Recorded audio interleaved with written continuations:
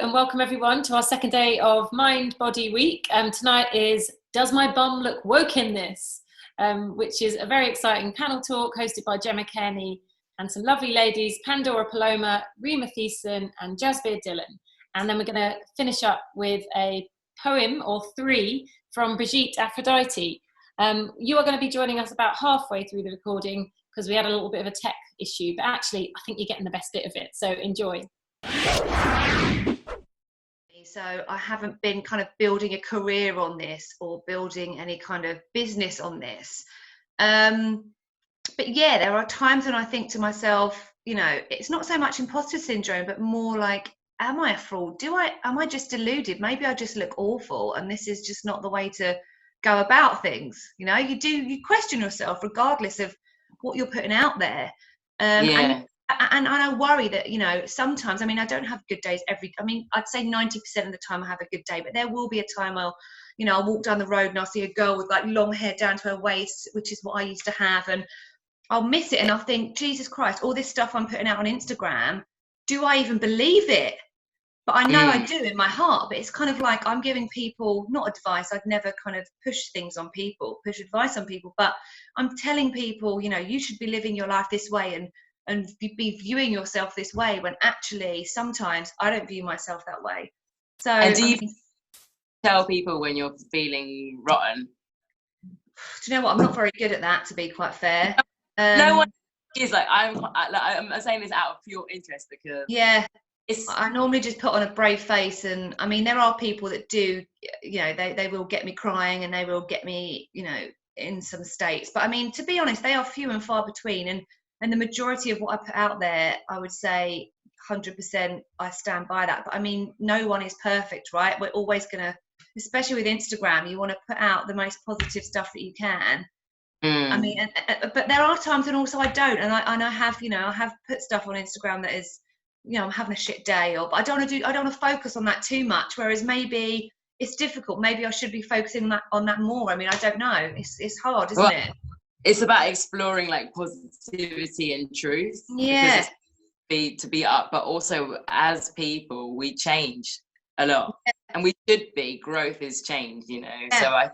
It kind of goes back to what you were saying, like the whole kind of, you know, we have to be careful of what we say, but there's this whole kind of cancel culture at the moment, isn't there? Where, you know, that's one thing, and yeah, we absolutely do have to kind of be mindful of what's going on around us, but at the same time we don't want to stifle debate and stifle open dialogue, so there has to be ways of, you know, approaching that.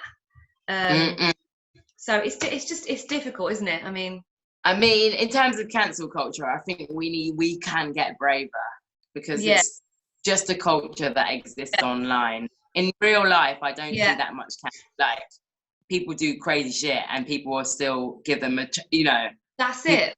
I think that we really need to see that as an entity that isn't necessarily a real one. And it's just very much can sit in resentment and shame and bitterness and an untruth.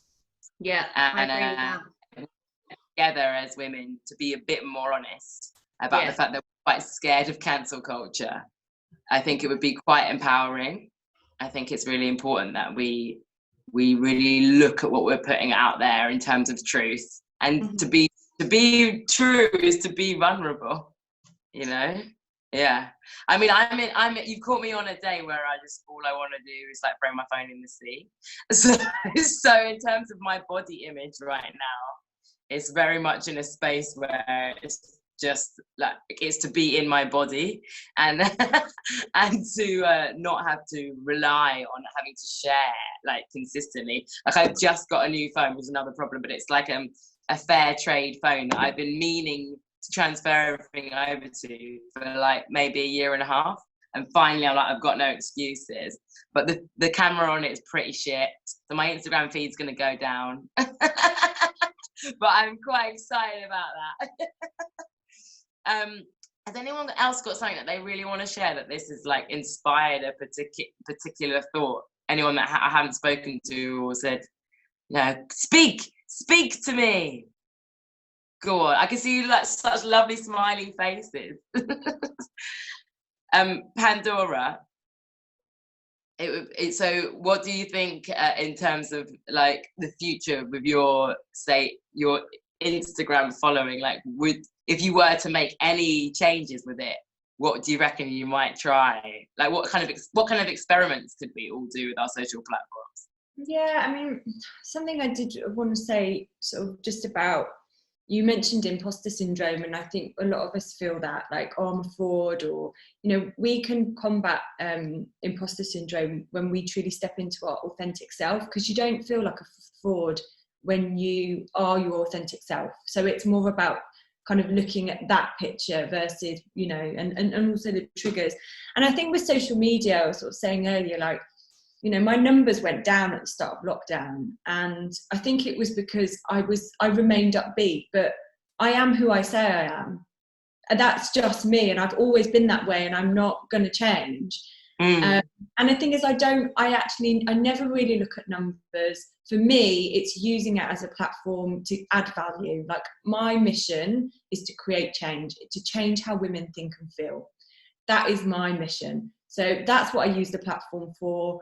Yeah, occasionally you get a bit of my child, but other than that, you don't need to know about the ins and outs of my day and what I'm eating and, you know, where my girlfriend took me on a date. And I think I had that realization at sort of probably at the end of last year. I had a very challenging year, and actually, so, you know, it was a good platform to sort of say, hands up, like, even coaches have awakenings. That, again, it's sort of breakdown or breakthrough, challenge or awakening. I was like, I'm going to go with awakening. I'm having an awakening.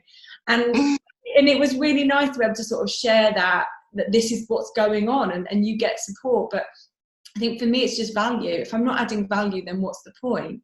You know, and I've started unfollowing a lot of people myself. You know, I've had a bit of a declutter. It's like, unless you bring something really valuable to me, do you know what? I'm good. Yeah. And I think, you know, actually, if we, you know, we'll all probably, I'd like to think we start using it in that way, and actually just sort of, yeah, less of all the fluff and just more of the, actually, what are you bringing to my world? Because I don't have a lot of time, so the time that I do have, I want to spend it really wisely. And I think through new eyes, it's so interesting when you come across an account that you followed that potentially was quite toxic for you. So say you've done a bit of work on yourself, or just you've had an awakening. It could be anything. Like, for example, I was working at the Copenhagen Fashion Summit last year, which was incredible. It was about people coming together to talk about climate change and like the heads of fashion labels. And it was a really intense but wonderful job. And I was learning so much so quickly because I was sitting hearing experts in their field. And I felt like I had the degree that I never got, like, in 3 days, just by hosting some people on stage. And I was feeling so kind of like just so moved and awakened by it all, that I went through my Instagram just to see what I'm following in terms of fashion. And I was just like, ugh! Like, I was almost shaking, just like unfollowing so many brands, so many influencers, so much stuff that makes me feel actually physically sick. And it felt like a purge. I had to have a purge of, like, I just can't see, like, people, you know, showing me another outfit. It doesn't align with my values. But I have started following people who talk more about sustainable fashion. But again, it comes back to your own values and actually what you want. What you want to see, what's educational for you. So I completely get it. It's like, you know, actually, does this bring value to my world? And if it doesn't, is it something, you know, sometimes I call them like the guilty pleasures. Like, I've definitely got some guilty pleasures that I just love following, because there's just something about them that, you know, my mind and my body just loves. But, you know, it's all good, you know. Yeah. Sarah, I wanted to ask you a little bit about art in this process, like in terms of how we can use heavy matters that are really quite hard to think about. You know, we're processing a lot of trauma, I think, collectively at the moment. So it's all really good for us to come together and talk, but it's serious. We're in serious times, and I keep looking to art, and I was wondering whether you agreed or not, just because some of your work like feels like that might be true, and just how we can use art to kind of empower ourselves. Yeah. At the beginning, I was at the beginning of lockdown anyway, my initial jerk reaction was, I must create something, I must react to this, I must get in the world, I must stay relevant, I must make sure everyone knows I'm still here, I must keep making. And so I made this little dance film, which took so much energy and brain space. And I was and then after that I was like, I need to just take time. But I think a lot of artists there's so much response at the moment to COVID. They're trying to survive, but that kind of desperation, I feel, is starting to filter away. And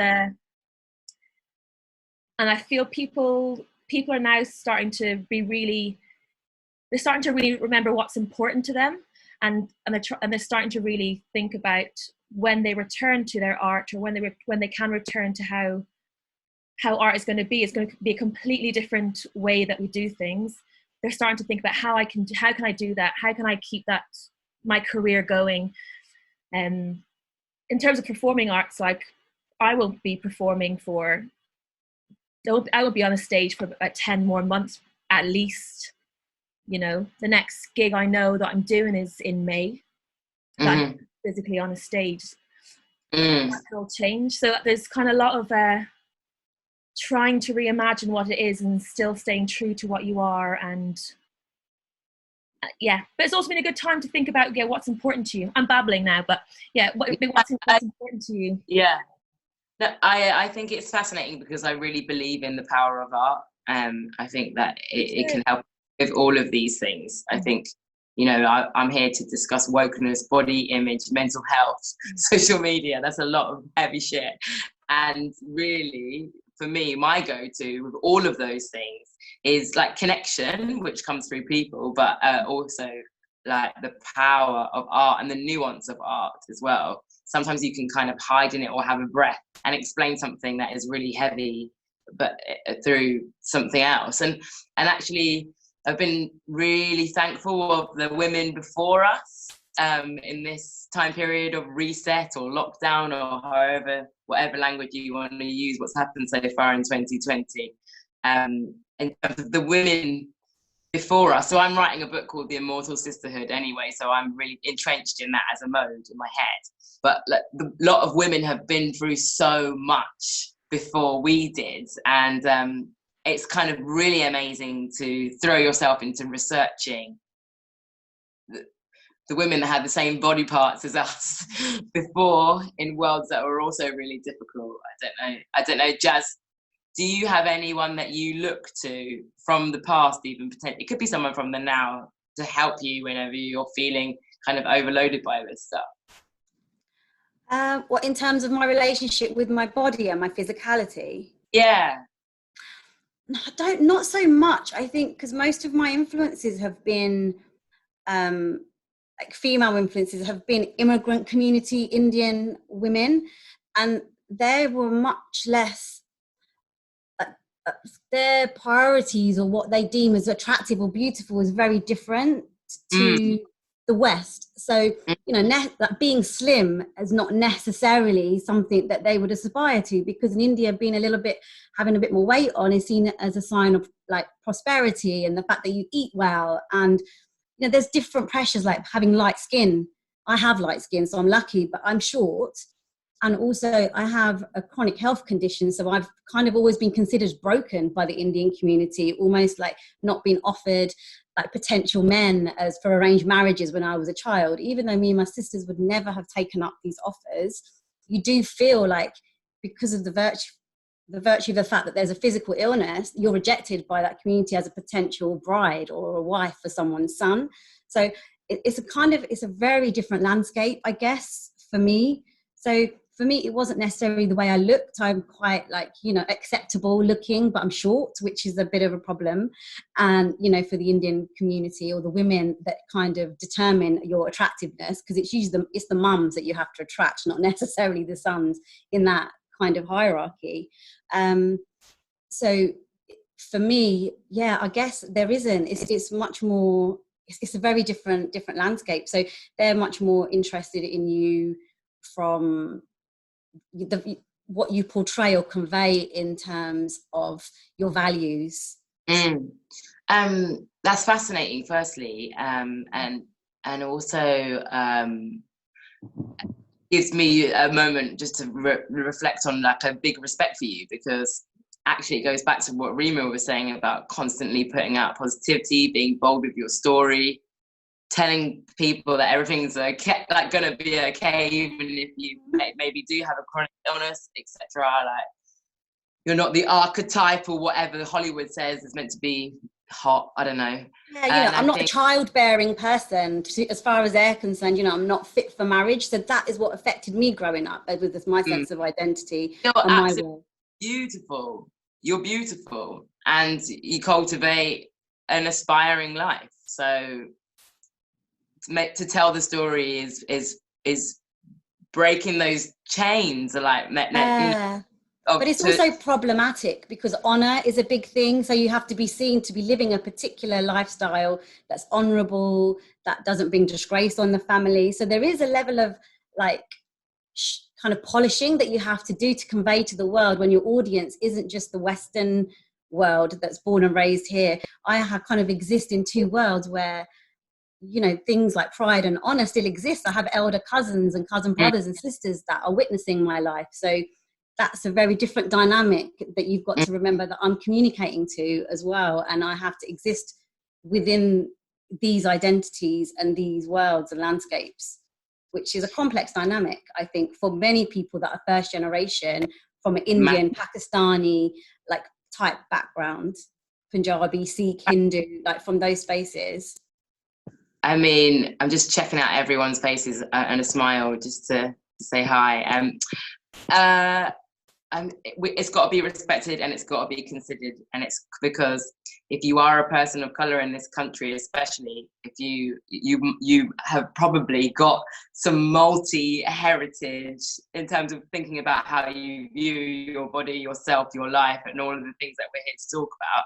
And I would just ask everybody to always respect that as we move forward in like this kind of wokeness, that I'm Jamaican, Scottish, and that comes with other stuff, other expectations. And I think, being of mixed heritage right now, it does really need to be thought about, because there's a lot of mixed or first generation people in terms of, like you were saying, being born of immigrants in this country especially, and requires another level of thought potentially, I think, when it comes to us talking about mental health.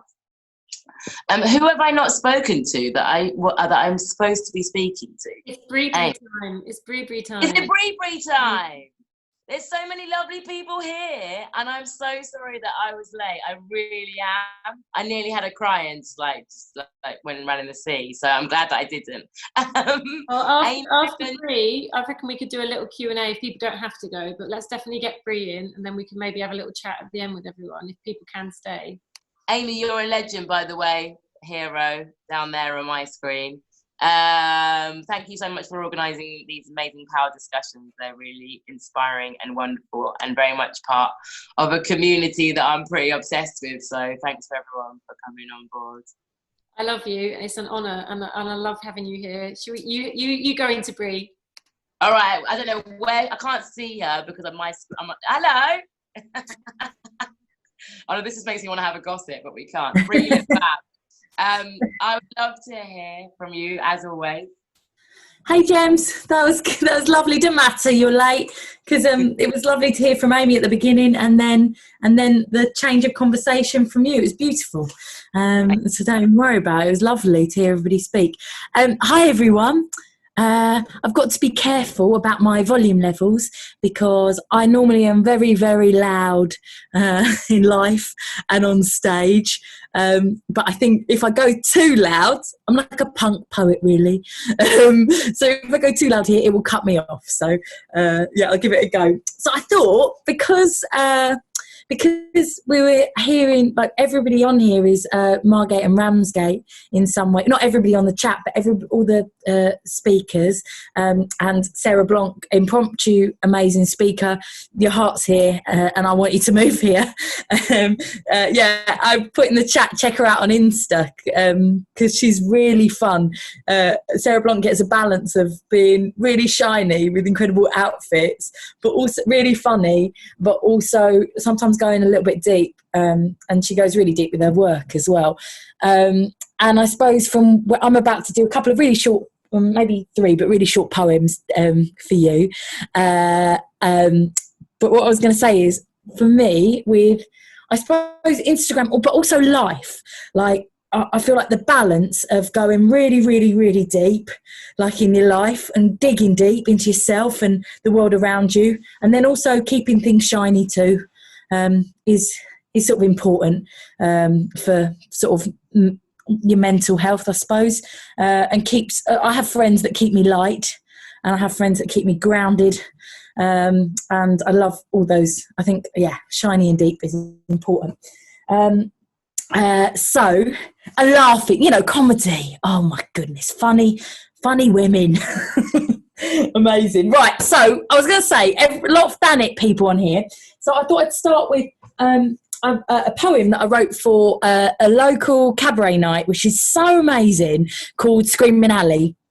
And they did like a load of postcards. And so this is a postcard that I cut and stack for them. And the poem's called Ramsgate Leisure Centre. And it's about how much I love Ramsgate Leisure Centre. And actually, maybe POW should do an event there someday. Maybe. So, right. Chlorine ain't boring.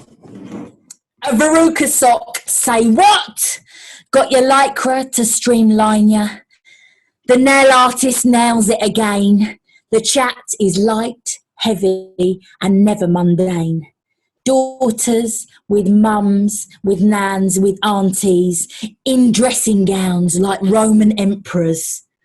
A book from the 80s about feng shui that you need a PhD to read. Fingers and toes all wrinkly. He loves a chin wag in the sauna. The ice bucket challenge thing is not working again today. 2 by 2 by 2 by 2 bathrobe sucked smoothies are on the menu. Oh, glorious hot chocolate from a machine, awkwardly relaxing. Your spa, rah. That's that one. Thanks.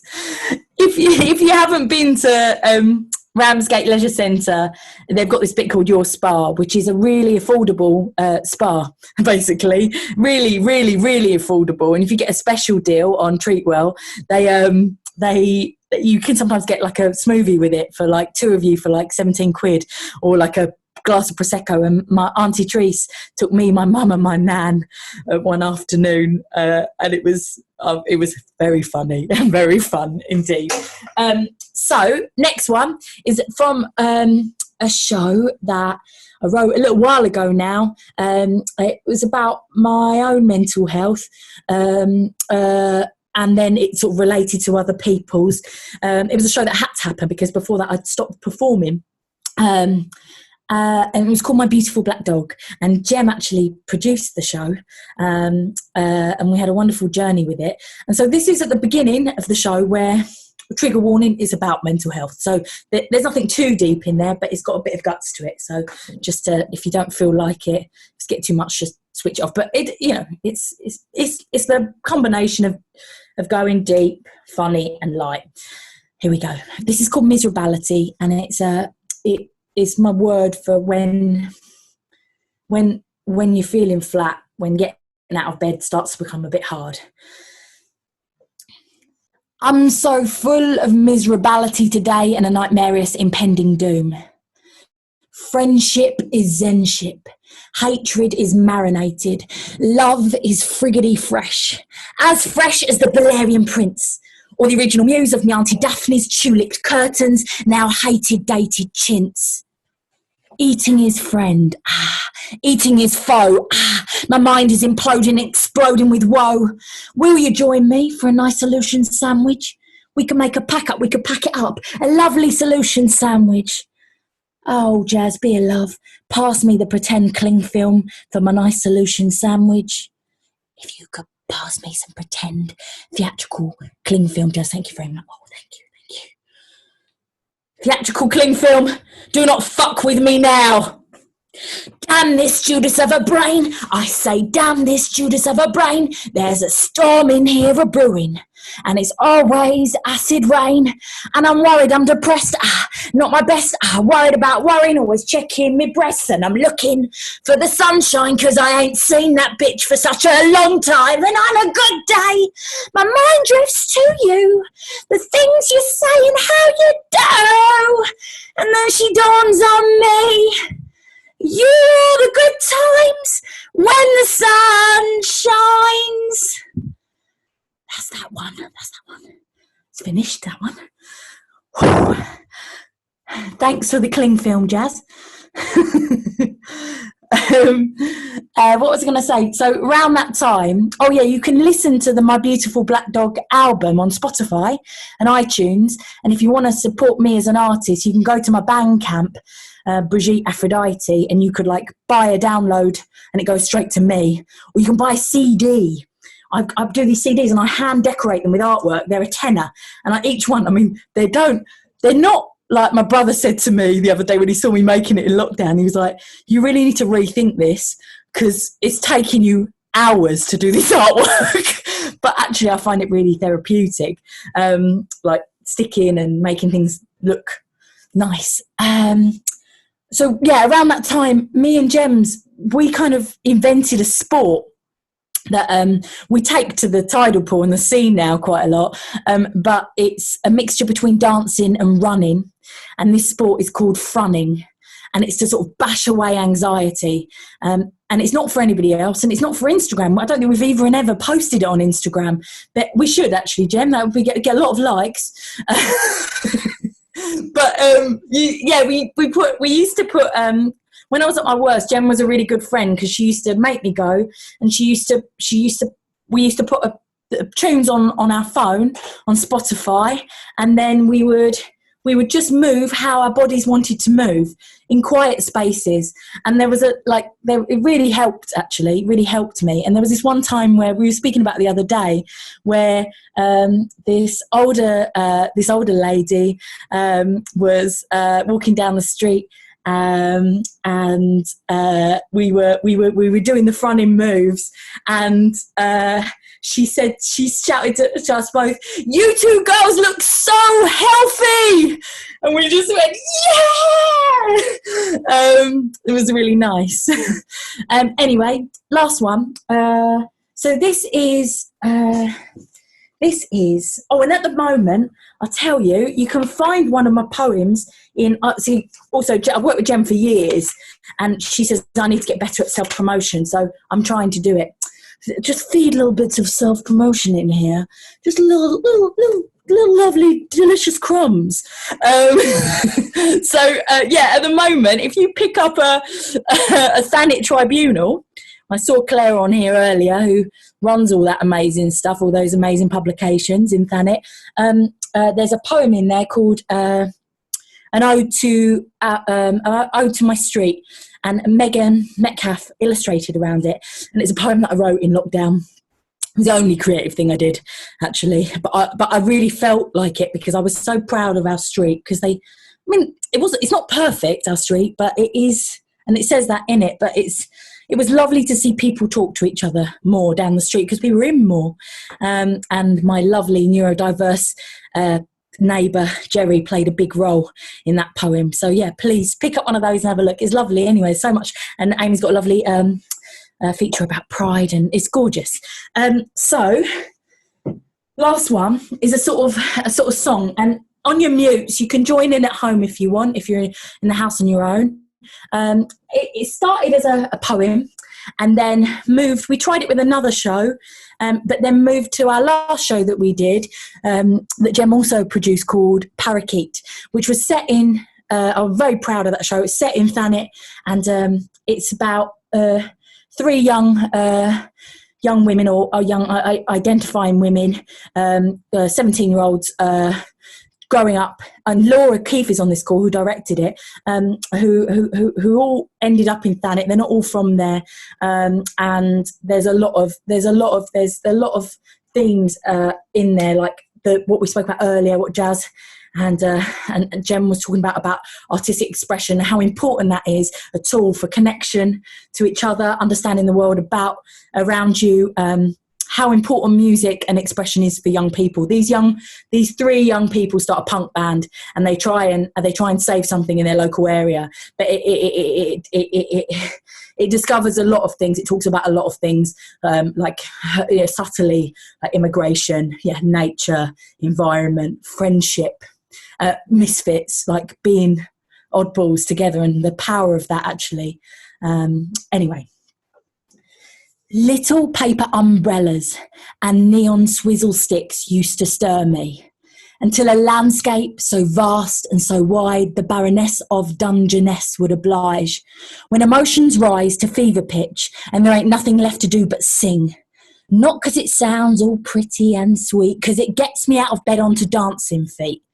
Class injustice has always been there, yes, but it doesn't make it all right. Lying awake, the truth seems so garish at night. And if we face our fears, will they disappear? If we the scream them, will they strut right out of here? Age will not define me, nor rage lemon or lime me.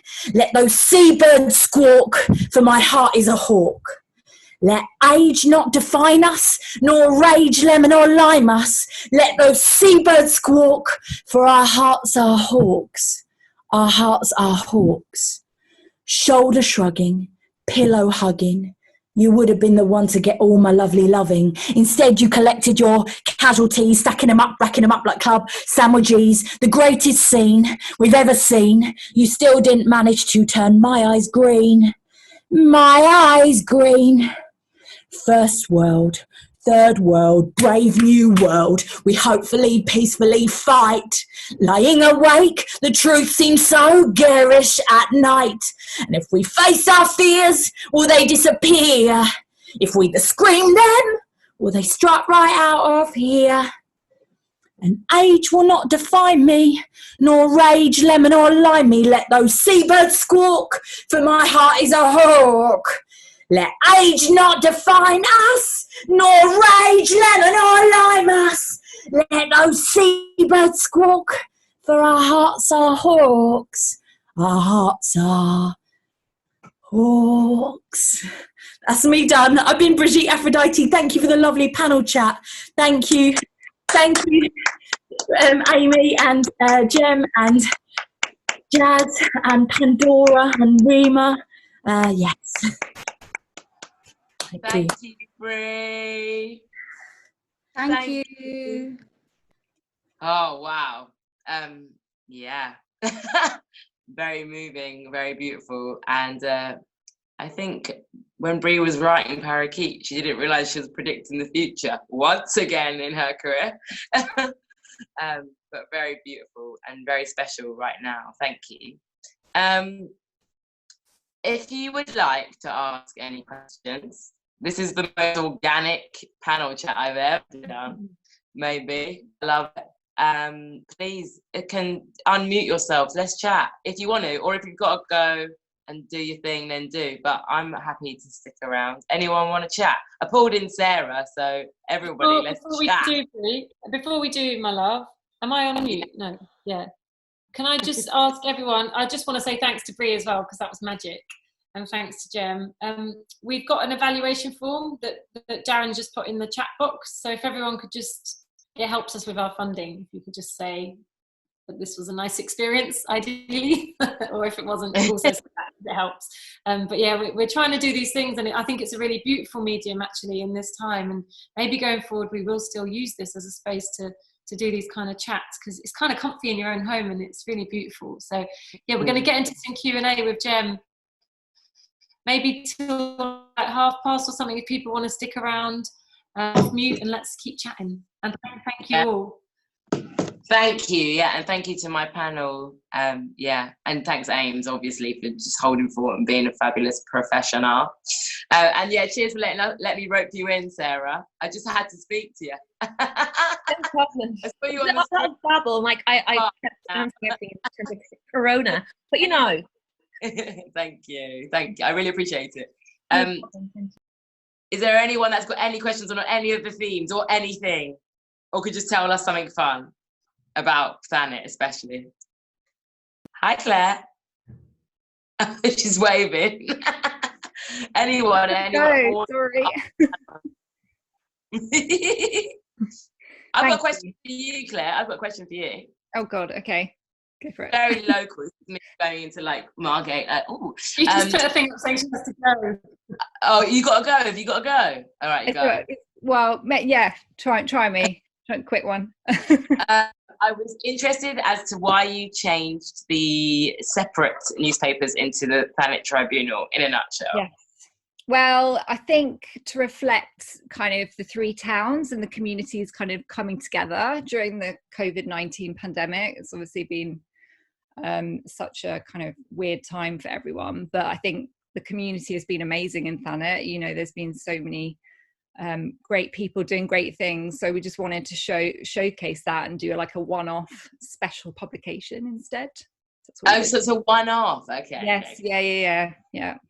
I'm just into it because I spent 3 months in Ramsgate, and I think it's really important that if you are watching from a Thanet perspective, as well as the rest of the stuff that we're discussing, that we come together as much as possible, because we're really close to it. Well, exactly. Three towns are so ridiculously close. It's mad to explain to anyone that's not from Thanet why we're not just a complete united front. I know. Now I'm in Broadstairs, I'm more like Phoenician than Margate, you see. So I've kind of like know the three towns. Like, yeah, we've got the three magazines now. So yeah. That's great. Thank you, Claire.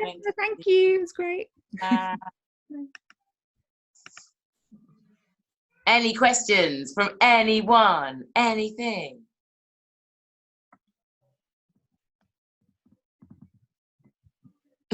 Everyone's just looking at each other, smiling. Everyone's silent, aren't they?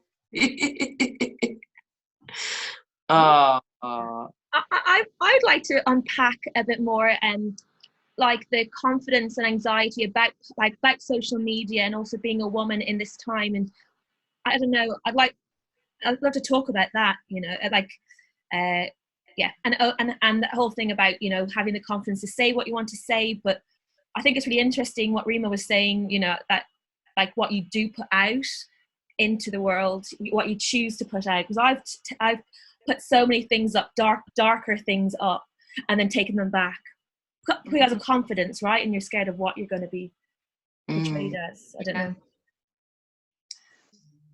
Rima, do you have anything to say on that? Yeah, I mean, I was thinking about this, and even after I said it, I was like, oh, maybe I shouldn't tell them that, because then they're going to think that I'm kind of not positive all the time. But it's just kind of, I think we just need to stop backtracking and just put out what we feel, whether that be amazing, shitty, scared, whatever, you know. And like we've all said, there's no shame attached to that, and we need to become more woke with it all and aware.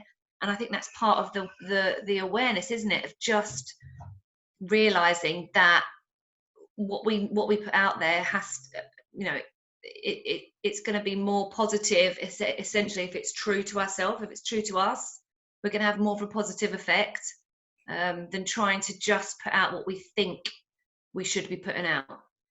In the long run, that's not going to be as helpful. So that's what I think anyway. I think it's really interesting to explore like words and language, because a lot of them have been hijacked by marketing agencies. But the one, authenticity, is a good one to really like dig into within yourself. Yeah. Particularly if you have some element of your life that is public. Because otherwise it can really mess you up. Like I definitely sometimes feel like I'm just being, like I'm going to explode because I don't know what I'm putting out there, or who and how, like, am I supposed to be like this perfect role model, which I'm absolutely not. I'm very open about how I explore my life, but I do that very openly, and sometimes wanted to hold that back, and it's an absolute minefield. But I do totally agree with you, Rima, that when it comes down to it, when you dig deep and when it's authentic, whether that's happy or sad, as an emotion, or really from a real sense of humility when you're asking a big question about the world, or you've made a mistake or whatever, I think that is, I just have always found is the most powerful and the most true. And then it responded to carry on, please. I was going to say, the thing with social media as well is, you don't know who is authentic out there, so it's just one big minefield. Like, you could be following someone who you're just adamant is their authentic self, and then actually they're not. So, and you could be taking inspiration from that person. So it's all just, I think you've got to just boil it down to yourself, and as long as you are doing what you feel is authentic, and I think we can use that word authentic because it is the essence of authenticity. We don't have to substitute that word for something else. I agree. I think take back, it's so important that we ask ourselves, take it back. That's what I think. It is fun, like Pandora was saying earlier, she has a few accounts that she follows kind of just for fun. She has a few guilty pleasures, but as long as we know that that's what they are, then I think that's probably going in the right direction. But it's difficult, isn't it? It's tough. Social media is Can I throw out a curveball and just say, like, how would people feel if we weren't allowed to do social media anymore, if it just disappeared or if it didn't exist? Like, there'd be that FOMO thing. Yeah, people putting their thumbs. It's weird.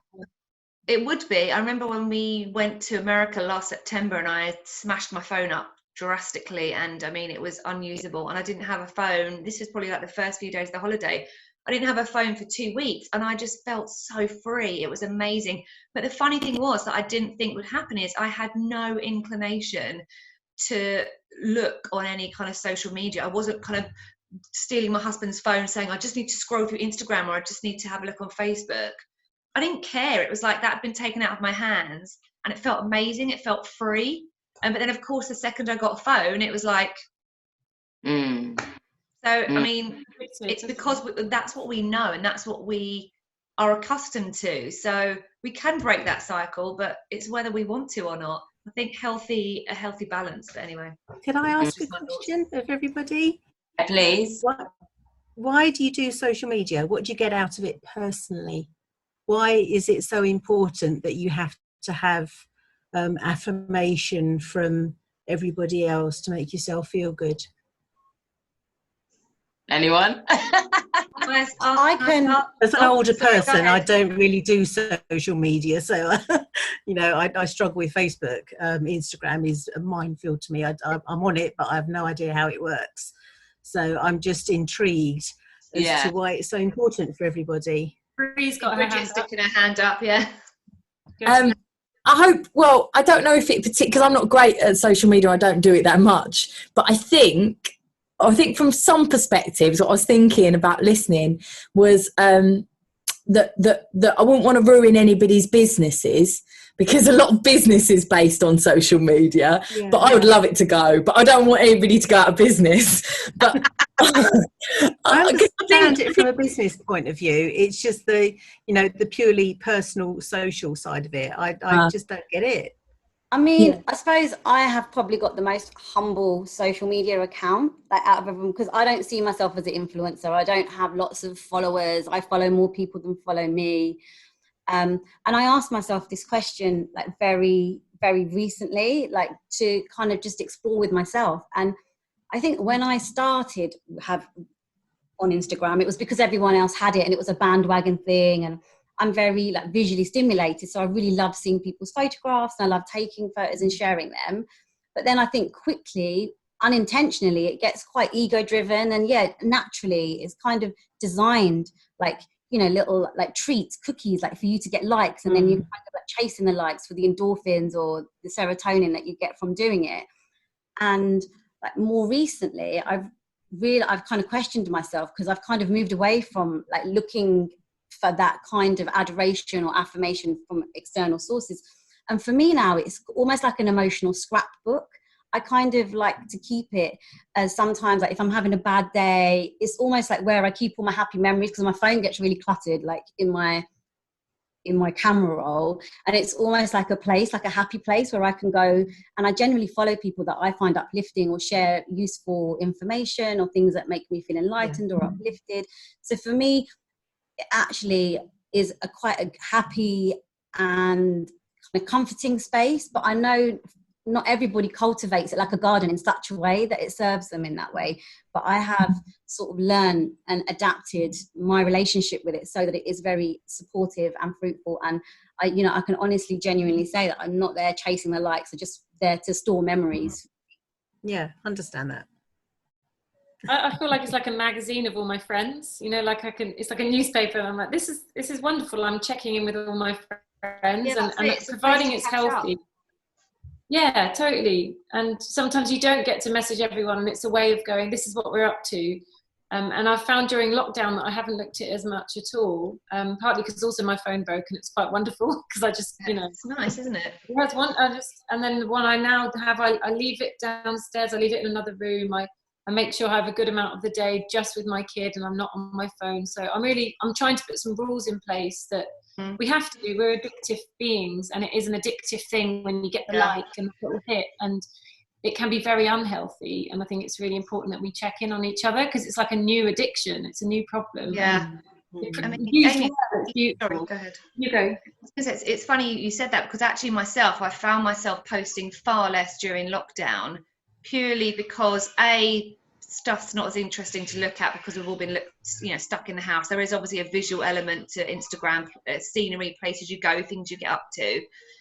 People don't just want to see my bloody face every day on every picture. So I've been posting far less. But my mum, who is nearly 70, she's on her own, and she was shielding. So she has now been using her own Instagram account as a way to kind of, sorry, you can probably hear my little girl screaming out there, as a way to kind of fill her day up and entertain her, and it's kind of become a hobby for her.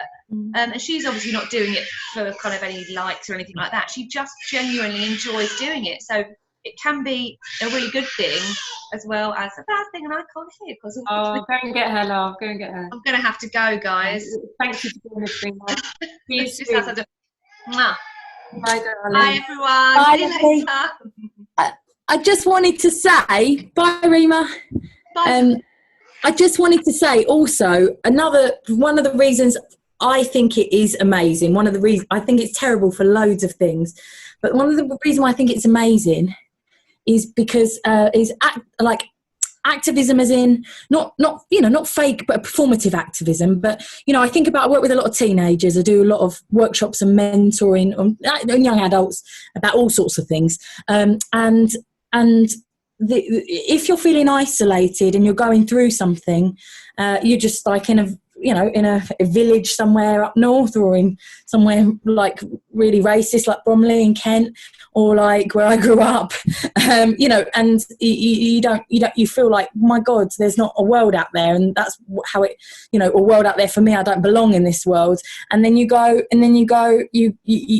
on social media, and the great thing about it is, or you learn stuff about other people that can relate to yourself, or just other communities. Like I've been learning loads, and I feel like the Black Lives Matter movement, it's more than that. It's like a world change. Has really been amazing for people to fucking check themselves and change and learn, and without having to dominate. And also like, for me, and there's no doubt trans women are women, and I've been learning so much of some incredible artists and activists online. And actually, if anybody's interested, and just hearing their stories and hearing about this culture and about like language, not like to be PC, but actually that doesn't make people feel like shit. And, you know, I'm getting an old girl now, and I need, you know, it's really important. I think social media is amazing for these young adults. There's part of it that's amazing. These young adults are able to, or not just young adults, people that are able to share information and to make people feel less alone. So that's a good side of it, and that's why I like it. I'm not able to be an activist because I'm not quick enough with typing. I get things wrong all the time, but I'm able to learn and then put that into my practice of art making and workshop facilitating and living, everyday living. So yeah, and that's really important, that we take what we put on social media and we use it everyday living to say hello to our neighbours and all this stuff. Yeah, that's great. So it's becoming more supportive and educational, isn't it, rather than just looking at people's faces and stuff. Yeah. And on the flip to that, Kristen on the little chat has just said that she finds herself comparing herself to others on social media, and that can be such a dangerous thing as well. Cool. I think I'm done with it. I've had enough of it.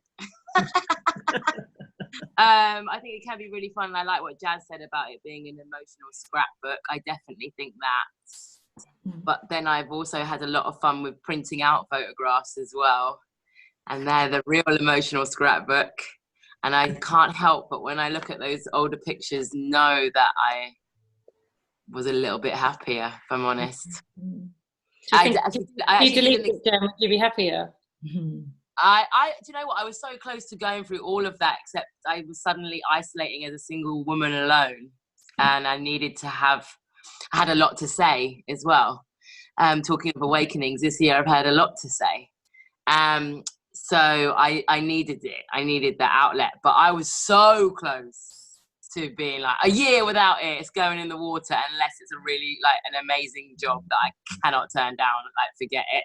I want to live with people again, but it's really difficult because I believe that it's pretty much fundamental to many elements of our lives, as well as a very, very addictive tool, which we have to be careful of. I think it's pretty dangerous, and for us to admit the toxicity of that, I think is really difficult as human beings that have been living a certain way for a long time. None of us like to admit when we're addicted to something, do we? So it's an interesting exploration that we're all going through. Many, many changes, I think, in terms of humanity. But it's good to talk. It's good to talk. Actually, talk.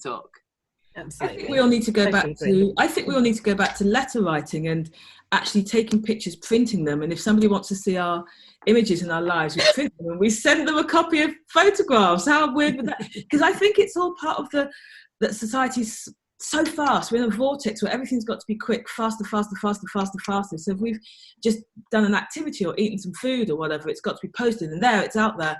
But, you know, what's wrong with going back to, you know, a pen, a piece of paper, writing a letter, putting it in an envelope, printing off the pictures and posting it? I think we'll all be far happier. Yeah. I remember when I was one of the very first things I did at the beginning of lockdown. I run a youth club, and I put together a whole bunch of art and goodie bags for all the kids. I did about 80 in the end. And one of them was just a piece of paper and an envelope, and said, can you please just find somebody to write to, just drop them out, even if it's your mum or your next door neighbour, just actually write something down, put it in the envelope, lick it, stick it, put it through the door. And so I'm intrigued to find out how many children actually did that, because I think it's a lovely thing to do, and it means so much. It's something physical, something tangible that you've got in your hands, rather than just scrolling through and stuff. So and it's a bit mad they would find that retro, wouldn't they, now? Yeah. But I also think, like, I was on a trip to Hawaii a while ago, and it was for like a business conference thing. So I ended up hooking up with a bunch of girls, and we went, you know, on our days off careening around Hawaii, which was absolutely amazing. But the whole experience was completely ruined by one of the group who would not stop. Yeah. And it spoiled my holiday. Like, it was like, what? We've got to wait for you to take you another 50 photos? I mean, granted, she also documented the group, which was quite nice, you know, because I hadn't bothered to do that. But it's like, she just, like, it was literally, like, everywhere we went, and she didn't. You need to send her a Polaroid. Yeah. Because You need to send her a letter in an envelope telling how you feel. I know, but it's like, oh my God, but you're ruining this holiday. Stop. I think social media has also made words slightly, almost cheapened words, if that's not a really weird thing to say, because the way in which, again, everything's written so quickly and so offhanded sometimes on social media that people don't have the time to really think about what they're saying. And I think that's why you have a lot of trolls or people who come out and just splurt it out. Whereas if they actually had to physically write a letter to somebody opposing something or or airing their point of view on something they'd seen, they would probably maybe stop and think more about what they're actually just splurging out onto into the world, I think. 100%. Definitely. But there is a generation that is what they know now, isn't it? It's like, how do we get to them? I know education but how do you take their phone away and give them the piece of paper? Yeah. But also, when you're like everybody, I don't have kids, so I don't know if I'm really qualified to comment, but the number of pictures that parents post of their children is bringing them up in the idea that that's the only thing that counts, is that it gets posted online, or that you're taking these gazillion photos at every minute. So they're growing up, I'm thinking, with exactly knowing or thinking that their life is only validated once it's posted somewhere. Yeah. Because your parents are doing it all the time. Yeah, I'm part of the problem. I don't totally agree. I think once children get to a certain age, they take on that responsibility. And say, I work with a lot of young people, and when we all get together, you don't see a phone. They're all sitting, talking face to face. So I think they hopefully outgrow that. Well, I'm all for positive change. I think everything is possible. I do. I think we're very adaptable as human beings, and I think as we're seeing in society and amongst even just having these conversations in the way that we are, like, we're not holding back, and that feels really good.